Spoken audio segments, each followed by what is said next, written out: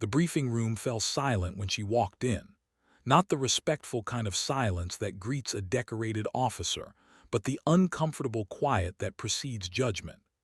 Admiral Kessler sat at the head of the table, his weathered face arranged in what might have been a smile or a smirk, hard to tell with men like him. Around the room, 23 Navy SEALs, 2 Delta Force operators, and a handful of Air Force tactical coordinators watched as Lieutenant Colonel Vivienne Revenant Thorne took her seat. She wore her flight suit like armor, patches faded from years under the sun, her auburn hair pulled back in a regulation bun that somehow looked both effortless and severe. Kessler cleared his throat, the sound echoing off concrete walls. "Gentleman and lady," he began, that last word carrying just enough emphasis to make it land wrong. "We have a situation in the Korangal Valley that requires immediate air support.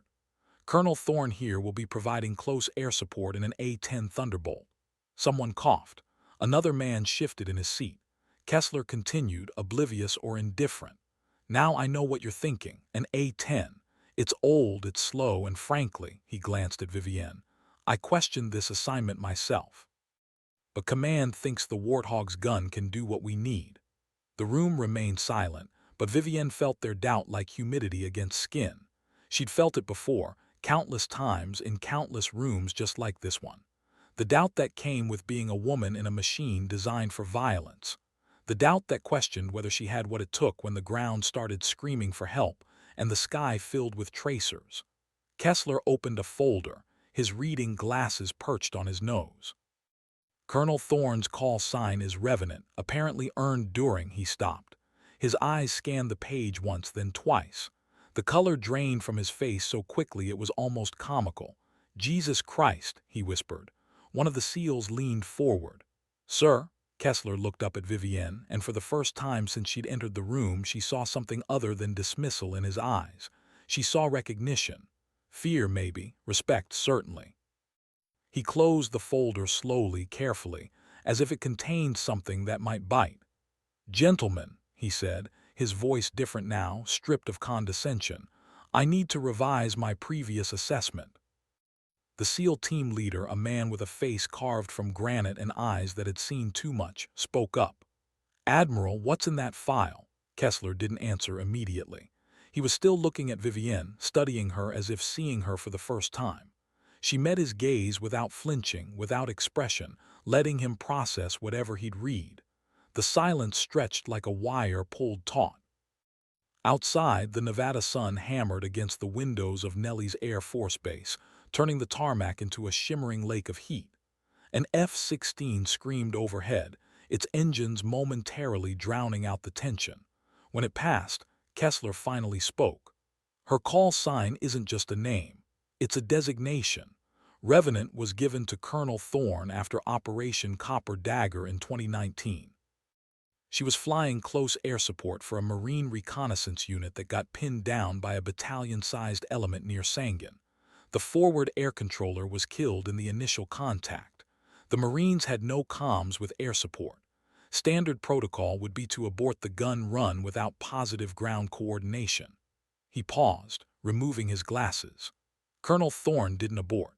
She came in at 300 feet in broad daylight with no cover and no ground guidance. She fired 71 rounds from her GAU-8 in a single pass. When she pulled up, the Taliban position had ceased to exist, but her aircraft took 14 hits, including one that severed her hydraulic line. She nursed that A-10 back to Kandahar on manual reversion with one engine failing." One of the Delta operators leaned back in his chair, reassessing. Kessler continued, his voice taking on a reverent quality that bordered on disbelief. "The Marines she saved reported that they heard the gun before they saw the aircraft. They said it sounded like the sky was being torn apart. When they looked up, all they saw was fire and smoke, and this A-10 coming through it like it was already dead but refused to quit. That's why they call her Revenant, because she flies like she's already been killed and came back for revenge." Vivienne remained perfectly still, her hands folded on the table in front of her. She didn't blink, didn't react, didn't acknowledge the weight of the story being told about her. She'd learned long ago that the moment you showed emotion in a room full of operators, you lost something. Credibility, maybe, or just the upper hand. A SEAL near the back spoke up, his voice carrying genuine curiosity now. How many gun runs has she made? Kessler consulted the file. 217 combat missions, 342 close air support gun runs. She's fired more rounds from a GAU-8 in combat than any other pilot currently flying. The atmosphere in the room had shifted like weather-changing fronts. What had been skepticism now carried something else. Not quite respect yet, but certainly interest. The operators leaned forward, their body language transforming from closed-off judgment to engaged attention. Vivienne finally spoke, her voice quiet but clear, with a slight rasp that came from years of breathing recycled oxygen and screaming over engine noise. The Coringal mission brief, Admiral, if we're done with the biography. Kessler nodded, clearing his throat again, but this time it sounded like embarrassment rather than authority. He activated the projector, and a topographical map of Afghanistan's Coringal Valley materialized on the wall, a maze of ridges and draws that had earned the nickname Valley of Death from every unit that had ever operated there. 48 hours ago, a SEAL reconnaissance element inserted into this valley to gather intelligence on a high-value target. 24 hours ago, they went dark. Last known position puts them here. He pointed to a ridge that looked like God's own fortress, surrounded by elevated positions and limited egress routes, approximately 2 clicks from the Pakistan border. NSA intercepted chatter suggesting they're pinned down by multiple enemy elements. We estimate anywhere from 50 to 200 hostiles in the area. A tactical coordinator spoke up, his voice tight with concern. Sir, that valley is a kill box. Soviet helicopters learned that the hard way. The terrain funnels aircraft into predictable flight paths. Every ridge is a potential firing position. We've lost birds there before. Kessler nodded grimly. Which is why we need the A-10. Everything else is too fast, too high, or too vulnerable. The Warthog can get low, get slow, and put steel on target with precision. The problem is the approach vector and the exit strategy. One pass might be all we get. Vivienne studied the map, her eyes tracing elevation lines and calculating angles like a mathematician working through a proof. She could see it all in her mind. The shadows that would hide anti-aircraft positions, the draws that would mask her approach, the ridges that would tear her aircraft apart if she misjudged by even 50 feet. Time on target, she asked. Sunrise, 0530 local. The SEALs are using coded light signals because they can't risk radio transmission. You'll have approximately 40 seconds of visible target marking before the sun gets high enough to wash out the strobes. 40 seconds. In aviation terms, that was nothing. A heartbeat. A breath. The time it takes to realize you've made a mistake, except at 300 knots there's no time for mistakes, only consequences. Vivienne nodded slowly, still studying the map. Her mind was already flying the mission, running through the checklist that had become second nature over 15 years and 4 combat deployments. The A-10 wasn't elegant. It wasn't fast. But it was honest in a way modern fighters weren't. A machine built around a gun so powerful that the recoil could stall the aircraft if you held the trigger too long. 30mm rounds the size of milk bottles, 70 of them per second, capable of punching through tank armor or turning a building into dust. Kessler continued the briefing. We have AC-130 Ghost Rider on standby, but the valley's too narrow for effective orbital patterns. Fast movers can't get the accuracy we need at that altitude. Apache gunships don't have the range to loiter long enough. You're it, Colonel. You and that Warthog are the only option that makes tactical sense. One of the SEALs, a man with lieutenant commander insignia and a face that suggested he'd personally buried too many friends, spoke up. His voice carried the weight of someone asking a question that mattered. Colonel, what's your contingency if you take fire during the gun run? That valley's going to light up the second you commit. Vivienne finally looked away from the map, her gray eyes meeting his. There was something in those eyes, not hardness exactly, but a kind of clarity that came from accepting certain truths about mortality and mission. If I take fire during the run continues. The The SEALs on that ridge are already dead if I don't put rounds downrange. My aircraft getting shot up doesn't change their math. It just means I'll be joining them. So the contingency is simple. Finish the gun run, then figure out if I'm flying home or punching out over Pakistan. The room went quiet again, but this time the silence carried respect. These were men who understood that kind of calculation, who made similar choices in the dark with bullets overhead and brothers dying. They recognized the absence of bravado in her voice, the matter-of-fact acceptance that some missions had only one good option and several bad ones. Kessler looked uncomfortable, as if he wanted to object but couldn't find the tactical grounds to do so. Instead, he moved on. Ordnance loadout. Vivienne answered without hesitation, her mind already building the aircraft. 1,100 rounds for the gun, 2 sidewinders for self-defense. No bombs, no rockets. I need to be light and maneuverable. Every pound of weight costs me turning radius in that valley, and I'll need every degree of bank I can get. The weapons officer nodded, making notes. The SEAL lieutenant commander leaned forward again, his elbows on the table. "Revenant," he said, using her call sign deliberately, testing how it felt in his mouth. "The men you're supporting down there, one of them is my swim buddy from Bud S. His name is McCready. He's got 2 kids and a wife who's already lost one husband to this war. I need to know you understand what's riding on this." Vivienne held his gaze. "I understand that he's someone's husband and someone's father. I also understand that titles and relationships don't change what needs to happen at 0530 tomorrow. I'll do my job. You make sure your command does theirs." He nodded slowly, satisfied with something he saw in her eyes. Kessler wrapped up the briefing with administrative details, frequencies, authentication codes, rules of engagement that basically amounted to weapons free on anything that shoots at the SEALs. As the operators filed out, several of them caught Vivienne's eye, offering small nods that carried more meaning than words. She remained seated after the room cleared, studying the map alone. Kessler approached, his earlier condescension completely absent now. "Colonel, I apologize for my tone at the start of this briefing. You didn't know," she finished for him, her voice neutral. "Most people don't, that's fine. What matters is whether you believe I can bring those men home." He looked at the map, then back at her. "After reading your file, I believe you'll die trying, whether that's enough." He left the sentence unfinished, hanging in the air like smoke. Vivienne stood, gathering her materials. "Admiral, dying trying is what we all signed up for. The trick is making sure the dying matters. Those SEALs on that ridge, they're why it matters. Not my ego, not your doubts, not anyone's opinion about whether a woman belongs in a cockpit. Just them. Just the mission." She walked out before he could respond, her boots echoing in the empty corridor. Outside, the Nevada heat hit her like a physical force, but she barely noticed. Her mind was already in the quadrangle, flying between ridges she'd only seen on maps, calculating angles and speeds and the precise moment when she'd need to commit to a gun run that might be the last thing she ever did.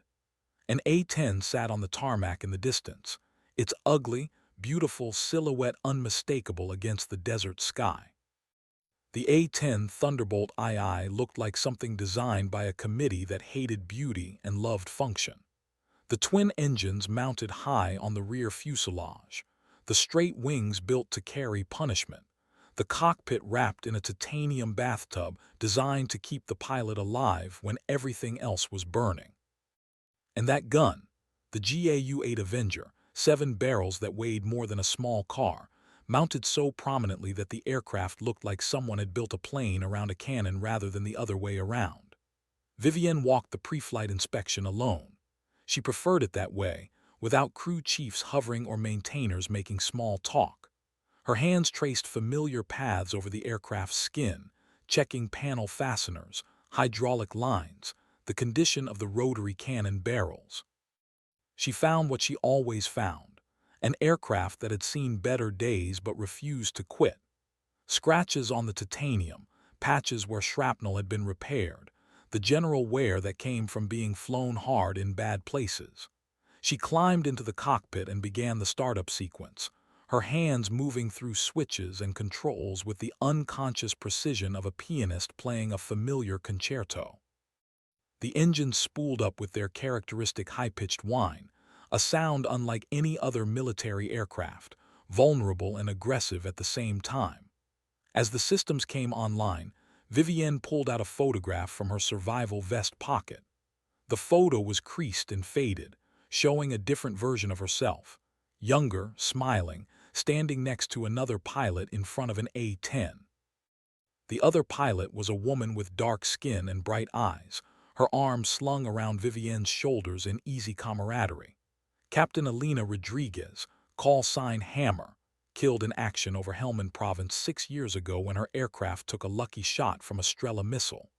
Elena had been Vivienne's wingman, her closest friend, and the reason Vivienne flew like she had nothing left to lose. Because in the ways that mattered, she didn't. Vivienne tucked the photo back into her vest and keyed the radio. Nellie's Tower, Revenant 11, requesting taxi clearance for combat departure, destination classified. The tower controller's voice came back crisp and professional. Revenant 11, Nellie's Tower, cleared to taxi runway 21 left. Winds 240 at 15. Good hunting, ma'am. The flight to Afghanistan took 18 hours with multiple aerial refuelings. Vivienne flew through the night, alone with her thoughts and the steady drone of the engines. The Korangal Valley at dawn looked like every other Afghan valley Vivienne had flown over, beautiful in a hostile, indifferent way. The mountains rose like broken teeth, their peaks catching the first light while the valleys remained submerged in shadow. From 20,000 feet it looked peaceful. From 300 feet, she knew, it would look like the door to hell. She dropped down from altitude 30 minutes ago, using a ridge line to mask her approach from potential observers. The A-10 hugged the terrain, flying nap of the earth in a way that made her stomach register every thermal and wind shift. At this altitude, there was no room for error. A momentary distraction, a gust of wind at the wrong angle, and she'd be a smoking crater on some nameless mountainside. Her radio crackled with the voice of an airborne controller. Revenant 11, Overlord. Authentication Bravo Tango 7. She responded with the proper countersign, confirming she was the right aircraft with the right mission. Overlord continued, his voice tight with tension. Target area is hot. We have confirmed heavy weapons fire on our ground elements position. They're approximately 200 meters from being overrun. Your time on target is now. I repeat now. Vivienne's heart rate didn't change. Years of training and combat had taught her body not to waste energy on fear when precision was required. She banked hard left, dropping into the valley approach, and for the first time she could see the target area with her own eyes. The ridge where the seals were pinned showed as a dark slash across the brightening landscape. Around it, she could see muzzle flashes, dozens of them, maybe more, all converging on one position. It looked like fireflies swarming in the dim light. Tracer rounds arced up from the ridge in desperate bursts. Someone down there was making their last stand, fighting with whatever ammunition they had left. Overlord Revenant. Visual contact with target area. Need confirmation on friendly position.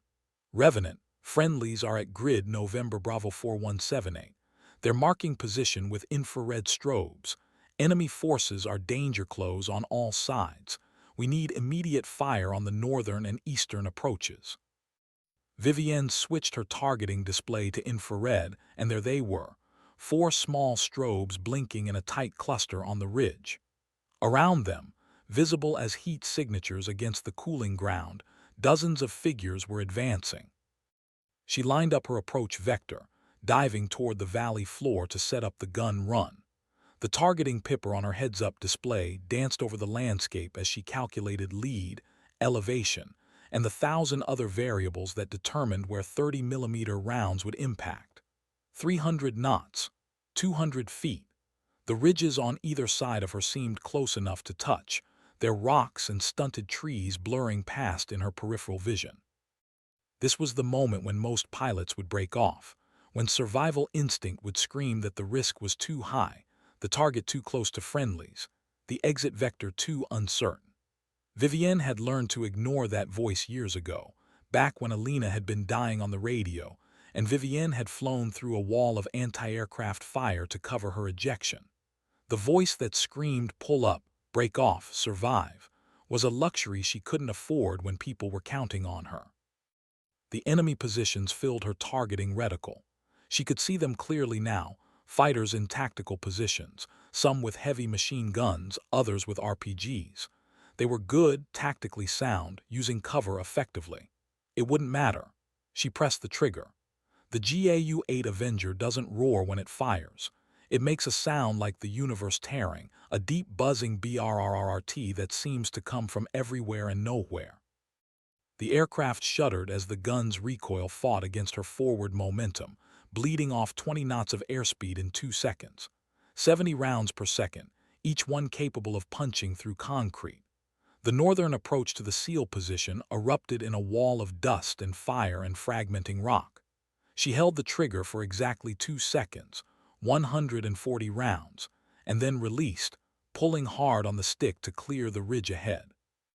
The A-10 climbed almost vertically, engines screaming at max power, pulling 5 gs as she clawed for altitude. Behind her, the enemy position had ceased to exist in any meaningful sense. Bodies, weapons, and earth had been churned into an indistinguishable mass. Good hits, good hits. Overlord's voice cracked with something between relief and awe.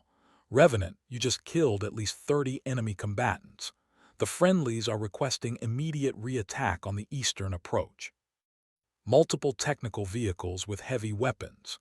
Vivienne was already banking around, bleeding off altitude again, setting up for another run. Her hands moved with mechanical efficiency, checking systems, adjusting trim, calculating the next approach vector. The eastern approach would be harder, steeper angle, less maneuvering room, and now the enemy knew she was here. The second gun run took her even lower, skimming between ridges with less than 50 feet of clearance on either side. She could see the technical vehicles Overlord had mentioned, Toyota pickups with heavy machine guns mounted in their beds. They were firing now, not at the SEALs but at her, green tracers arcing up to meet her approach. The A-10's armored cockpit was designed for exactly this scenario, but that didn't make watching heavy machine gun rounds coming at your face any less surreal. Time seemed to slow in the way it always did during gun runs. She could track individual tracers, watch them float up toward her aircraft with deceptive laziness before they'd snap past at supersonic speed. 1, 2, 3 rounds impacted her left wing with sharp cracks that she felt more than heard. The aircraft shuddered but kept flying. She centered the Pipper on the lead technical vehicle and fired. Another 2-second burst, another 140 rounds. The first vehicle disintegrated, its fuel tank igniting in an orange-black fireball that consumed the 2 vehicles behind it. She walked the fire left, chewing through fighters who were diving for cover that didn't exist against this kind of firepower. The GAU-8 didn't discriminate between earth and flesh and metal. It simply destroyed whatever fell under its stream. Vivienne pulled up hard again, this time taking more fire.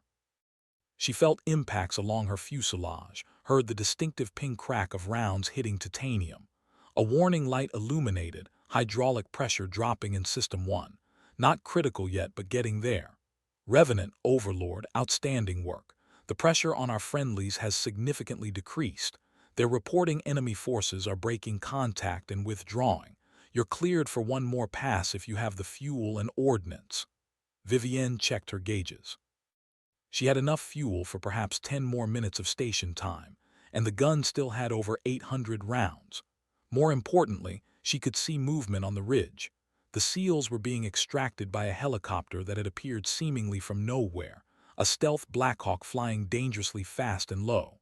But there were still enemy fighters close enough to threaten that extraction, still guns that could turn the Blackhawk into a fireball before it cleared the valley. Overlord, Revenant. Affirm one more pass, covering the extraction bird. She didn't wait for acknowledgement. The Blackhawk pilot would be flying on pure nerve and skill, every second on the ground a lifetime of vulnerability. She set up a racetrack pattern around the ridge, higher this time, using altitude to give her better observation of the terrain. There, a group of fighters repositioning with what looked like an RPG, trying to get an angle on the Blackhawk. She rolled inverted, pulled through until the aircraft was pointed straight down at the ground, then fired from the dive. The burst was shorter this time, controlled, precise. Just enough rounds to eliminate the threat without risking the friendly position. The fighters with the RPG disappeared in a cloud of dust and rock fragments. She pulled out of the dive, the airframe groaning under the G-forces, more warning lights illuminating on her panel. Hydraulic System 2 was now showing degraded pressure. Engine number 1 was running hot. A master caution light was blinking insistently, suggesting she had more problems than the immediate display could show. The Blackhawk lifted off from the ridge, nose down, accelerating hard with its cargo of rescued SEALs. Vivienne positioned herself between the helicopter and the remaining enemy positions, making herself the target if anyone still had the courage to shoot. No one did. The valley fell quiet except for the sound of her engines and the whistle of wind through new holes in her airframe. Overlord, Revenant. Friendlies are clear of the valley. I'm Winchester on appropriate ordnance for this target set and need to RTB for maintenance issues.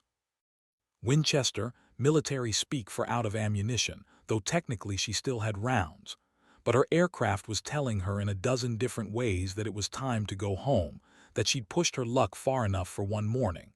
Revenant, Overlord copies. We're showing you took multiple hits. What's your aircraft status? Vivienne scanned her instruments, doing the mental calculus that separated serious problems from catastrophic ones. I have degraded hydraulics, one engine running hot and some ventilation I didn't have when I took off. But the aircraft is controllable and I have sufficient fuel to reach Kandahar. I'll make it. There was a pause, then Overlord's voice came back different, less professional controller, more human being talking to another human being. Revenant, on behalf of those SEALs and all of us up here who watched that, thank you. That was the finest display of close air support I've seen in 20 years of doing this job. Vivienne didn't respond immediately. She was busy nursing her wounded aircraft up to a safer altitude, feeling through the controls for any behavior that might indicate hidden damage. When she finally keyed the radio, her voice was quiet. Just doing the job, Overlord. Tell those SEALs to get home safe. That's thanks enough. The flight back to Kandahar airfield took 45 minutes that felt like hours. Vivienne hand-flew the entire approach, not trusting the degraded hydraulics with anything automated. The A-10 responded like an old warhorse with arthritis, still willing, but needing extra care and gentler inputs. She touched down on the runway with a thump that was harder than she'd intended, but the landing gear held. As she taxied toward the transient parking area, she could see maintenance crews already gathering, summoned by reports of her battle damage. Fire trucks stood by, their crews alert in case something decided to catch fire now that the adrenaline of combat was fading. She shut down the engines and sat in the cockpit for a long moment, just breathing. Her hands were steady, they always were, but she could feel the post-mission tremor starting in her shoulders, the body's way of releasing tension it couldn't afford to acknowledge during the actual fighting. When she finally climbed out, her crew chief's face went pale. "Ma'am, how the hell are you even alive?" Vivienne followed his gaze along her aircraft. The left wing had at least 20 holes she could see, including one the size of a dinner plate. The fuselage showed more impacts, some of them in places that should have been catastrophic. One round had hit just beneath her seat, stopped by the titanium bathtub that had saved her life without her even knowing she'd been in danger. "The A-10 is a tough bird," she said simply. "It brought me home." A Humvee pulled up, and Lieutenant Commander Briggs climbed out, the SEAL from the briefing room, the one whose swim buddy had been on that ridge. His eyes were red-rimmed, but he was smiling, actually smiling as he walked toward her. "Colonel Thorne," he said, and his voice was thick with emotion he wasn't bothering to hide. "I just got off the phone with McCready. He said they counted your gun runs. 3 passes, multiple hits taken, and you never broke off. He said they were seconds away from being overrun when your first burst landed. Seconds." Vivienne nodded, uncomfortable with the gratitude, unsure what to do with the emotion in his voice. "He make it out okay? The others?" "Minor injuries, nothing serious. They're alive because you put yourself between them and a battalion of fighters who wanted them dead. McCready said to tell you." Briggs paused, his voice breaking slightly. He said to tell you his daughters get to have a father because of you." The words hit harder than Vivienne expected. She'd spent so many years building walls against exactly this kind of emotional penetration, training herself to think of missions in tactical terms rather than human ones. But standing there on the Kandahar tarmac, looking at Briggs's grateful face and her shot-up aircraft, and feeling the exhaustion starting to creep into her bones, the walls cracked just a little. She thought about Alina, about the mission where she'd been on the other side of this conversation, watching her best friend's aircraft spiral into the ground, while Vivienne had screamed into the radio, helpless despite all her skill and weapons and will to save her. She thought about all the missions where she'd been seconds too late, or the enemy had been seconds too fast, or the math just hadn't worked out in favor of the people on the ground. This time, the math had worked. This time, someone's daughters got to keep their father. "Tell Macready I'm glad he's going home," Vivienne finally said. "Tell him to hug those daughters and remember that guys like him are why guys like us do this job." Briggs nodded, understanding passing between them, the kind that didn't require explanation because it was built on shared experience of mortal stakes and impossible choices. He saluted, crisp and proper, and she returned it. As he drove away, Vivienne turned back to her aircraft. Maintenance crews were already swarming over it, documenting damage, beginning the long process of repair that would eventually return it to flight status. She ran her hand along the fuselage, feeling the rough edges of bullet holes, the patches of scorched paint where tracers had come too close. "Thanks for getting me home," she said quietly to the machine. Aircraft couldn't hear, couldn't understand, couldn't care. But in that moment, alone on the tarmac with the sun climbing higher in the Afghan sky, it felt important to acknowledge what the aircraft had done. Alina used to joke that A-10s had souls, that they were so ugly only someone who loved them could see their beauty. Vivienne hadn't believed it then, but standing there looking at this wounded bird that had carried her through hell and brought her back intact, she was starting to understand what Alina had meant.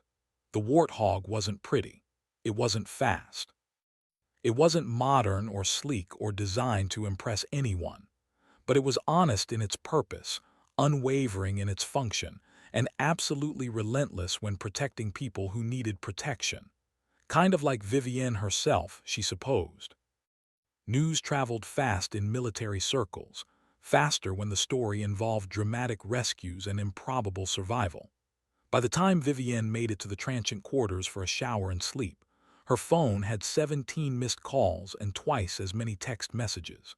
She ignored them all, stripped off her flight suit that smelled like sweat and jet fuel and fear, and stood under water that was never quite hot enough in Afghanistan. Her body bore the map of her career, scars from an ejection over Iraq, a burn mark from a cockpit fire she'd managed to extinguish before it killed her, bruises from hard landings and harder deployments. She was 38 years old and felt 50, which was probably young compared to what she'd be if she kept flying combat missions at this tempo. When she emerged, someone had slid a manila folder under her door. Inside was a brief message on official letterhead. "Colonel Thorne, your presence is requested at a joint services briefing at 1800 hours. Attendance mandatory. Admiral Kessler." She checked her watch. That gave her 4 hours to sleep, which would have to be enough. But sleep didn't come easily.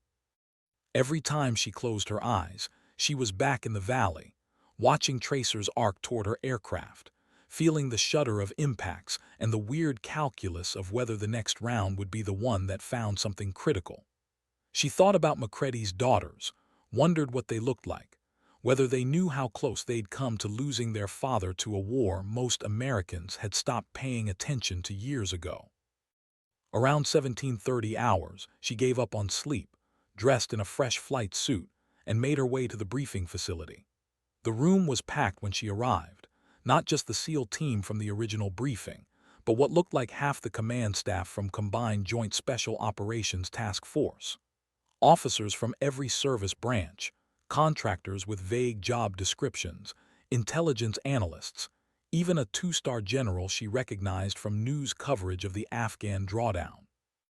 Admiral Kessler stood at the front, and when Vivienne entered, he stopped mid-sentence. The room fell silent, Every eye turned toward her. She felt her spine straighten automatically, shoulders back, chin level, the posture of someone who'd learned long ago that showing uncertainty was showing weakness. Kessler spoke first. "Colonel Thorne, thank you for joining us. I apologize for the short notice, but circumstances have evolved rapidly over the past several hours." He gestured to the screen behind him, which showed a tactical map covered in symbols and movement arrows that meant nothing to Vivienne at first glance. Then she focused, and the implications became clear. "Following your successful rescue operation this morning, we've received intelligence indicating a significant opportunity. The enemy forces you engaged were part of a larger command element operating in the region. Your gun runs disrupted their operations enough that they're currently consolidating at this location." He pointed to a compound in a valley system approximately 30 clicks from where she'd flown the rescue mission, for what appears to be an emergency leadership conference. "We have positive identification on at least 3 high-value targets, including a Taliban commander who's been on our priority list for 18 months. The 2-star general, whose name tape read Morrison, stepped forward. His voice carried the gravelly authority of someone who'd spent decades telling people to do dangerous things. "Colonel Thorne, I'll be direct. We have a window of approximately 6 to 8 hours to strike this compound before these targets disperse again. Every asset we have is either committed elsewhere, out of position, or unable to operate in this terrain with the precision required. Every asset except yours." Vivienne felt something cold settle in her stomach. She knew where this was going. "Sir, my aircraft took significant damage this morning. Maintenance estimated at least 48 hours before it's flight-worthy again." Morrison nodded, as if he'd expected this objection. "I'm aware, which is why we're not asking you to fly your aircraft. We're asking you to fly this one."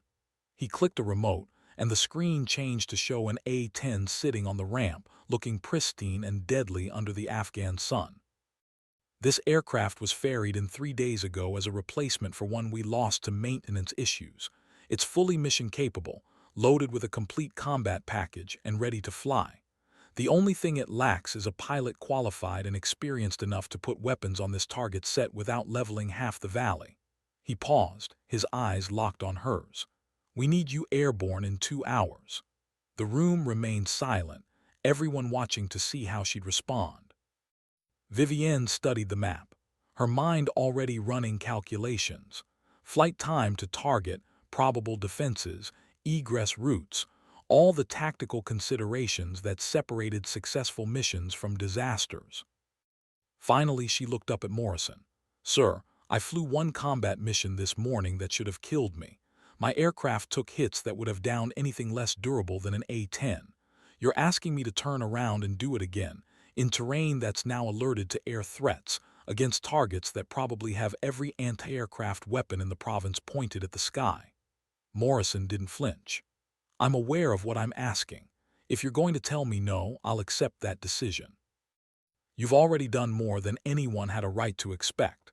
But before you answer, I need you to understand what's at stake.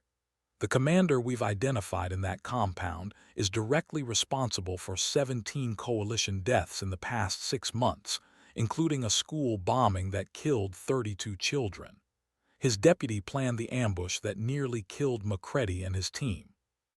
If we don't hit them now, they'll disappear into the tribal areas where we have no reach, and they'll keep killing until someone eventually gets lucky enough to stop them." He let that sink in, then added quietly, "I won't order you to do this. It has to be voluntary, but I'm asking, not as a general to a colonel, but as someone who understands what it costs. Will you fly this mission?" Vivienne looked around the room, seeing the faces watching her. Some showed doubt, wondering if she'd crack under the pressure of back-to-back missions. Others showed hope, believing she might be crazy enough or skilled enough to pull off what amounted to a suicide run with style. And a few, including Kessler, surprisingly, showed understanding, recognizing that she was being asked to make a choice that had no good answers, only different kinds of hard. She thought about Alina, about the promise she'd made standing over her friend's flag-draped coffin. That she'd never let anyone die if she could prevent it, that she'd fly until the aircraft or her body gave out, whichever came first. That should make the sacrifice mean something.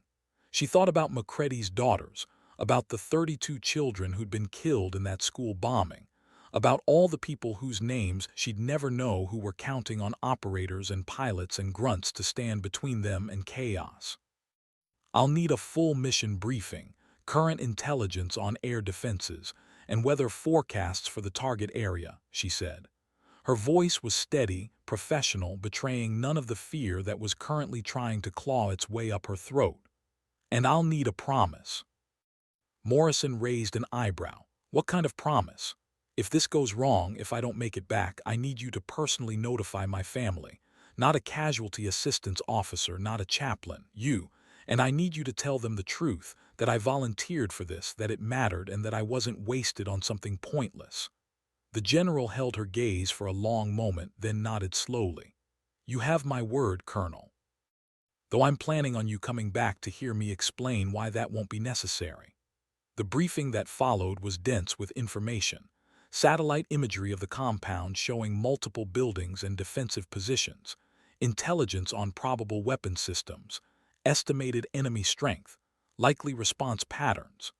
The target was in a valley even more constrained than the core angle, approached through a canyon that would make her aircraft as vulnerable as a bird flying down a rifle barrel. The compound itself was built into the side of a mountain, using the terrain for protection in a way that showed someone understood tactical architecture. There would be no easy gun runs, no simple approach vectors. Every second over the target would be a calculated gamble between precision and survival. A CIA analyst walked her through the intelligence on the targets themselves, showing surveillance photos and intercepts that painted a picture of men who turned violence into art and terror into policy. She made herself look at the photos from the school bombing, the small bodies covered in dust and blood, because if she was going to risk her life stopping these men, she needed to remember why it mattered. When the briefing concluded, she had 90 minutes before takeoff. She spent 60 of those minutes going over the new aircraft with obsessive attention to detail, checking systems and controls, making sure she understood every switch and gauge. The A-10 might be a simple aircraft compared to modern fighters, but simple didn't mean forgiving, and she needed to know this machine as intimately as she'd known her damaged bird. The final 30 minutes she spent alone in the chapel, not praying exactly. She'd stopped believing in a benevolent God somewhere around her third deployment, but sitting in silence, gathering herself for what was coming. Alina's photo rested on the pew beside her, those bright eyes staring out from the creased paper as if to say, "You've got this, Vive." The sun was setting when she climbed into the cockpit of the new aircraft, the Afghan sky turning that particular shade of orange-red that seemed to exist nowhere else on Earth. The startup sequence was identical to every other A-10 she'd flown, but somehow this felt different, heavier, more final, as if the universe itself was waiting to see whether she'd pull off the impossible twice in one day. Tower cleared her for takeoff, and she rolled down the runway with the throttles at max power, feeling the familiar sensation of the warthog clawing its way into the air through pure stubbornness rather than elegant aerodynamics.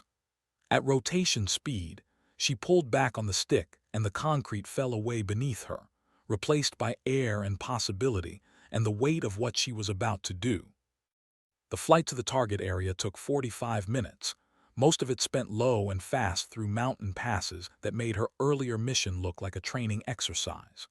She flew without lights, using night vision goggles that turned the world into shades of green, navigating by terrain features and the occasional waypoint on her GPS.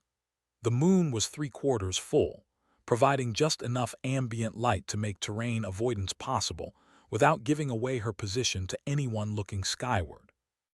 Revenant 1-1, this is Overlord. A different controller than this morning, but the same call sign. We have eyes on target, multiple heat signatures in the main compound building. Assessment is your targets are present and stationary. You're cleared hot on all buildings within the marked target box. Time on target is your discretion. Vivienne acknowledged and began her descent into the approach canyon, the walls rising on either side like the gates of something ancient and malevolent. She could see the compound ahead, lights visible in some windows, vehicles parked in what looked like a courtyard. It looked peaceful from 2 miles out, like any rural dwelling in these mountains. In 30 seconds it would look like the end of the world. She armed the gun, checked her weapon's status one final time, and committed to the approach. There was no turning back now, no second guessing, just the mechanical precision of lining up the shot and trusting her training. At 1 mile, the compound's defenders saw her or heard her. Hard to tell which came first. Tracers began rising from multiple positions, green and red streams of bullets that looked deceptively slow against the night sky. The difference between morning and evening gun runs was visibility and surprise. She'd had both this morning. Now she had neither. The compound was ready for her, and every gun they had was firing, filling the air with enough lead to drop an aircraft carrier. Vivienne kept the nose pointed at the target, ignoring the impacts she could feel hammering against the titanium, watching the Pipper track across the main building where intelligence said the commanders were gathering. She thought about Alina, about Macready's daughters, about the 32 children who'd never go home. She pressed the trigger. The gun's recoil was like hitting a wall at 300 knots, but she held the trigger down for 3 full seconds, 210 rounds of 30mm hate carving through the building like it was made of paper. The structure disintegrated under the onslaught, walls collapsing, roof caving in, the whole thing compressing into a pile of rubble and dust in the space of a heartbeat. She released the trigger and pulled up hard, the aircraft groaning under the G-forces, clearing the mountain ridge ahead by less than 100 feet. Behind her, the compound was burning, secondary explosions beginning as ammunition stores caught fire. Revenant, Overlord. Outstanding. We have confirmed building collapse, multiple secondary explosions. The target is destroyed. Say aircraft status. Vivienne scanned her instruments and felt her heart sink. Master caution lights were illuminated across the panel like a Christmas tree. Hydraulic pressure 0 in System 1, degraded in System 2. Engine number 2 showing fire warning. Flight controls responding but getting mushy, requiring more input than they should. A dozen other warnings that all added up to one conclusion: her aircraft was dying. Overlord Revenant. I have significant battle damage and multiple system failures. Attempting to maintain aircraft control, but it's deteriorating. I need vectors to the nearest suitable landing area. There was a pause that lasted too long, then Overlord came back, his voice carefully controlled. Revenant, nearest suitable airfield is Kandahar, bearing 090, 215 nautical miles. Can you make it? Vivienne did the math. Current airspeed, current fuel consumption rate, the probable trajectory of her system failures. The numbers didn't look good. With 2 functioning engines and full hydraulics, 200 miles was nothing. With 1 engine failing, degraded controls and systems dying around her, it might as well be the distance to the moon.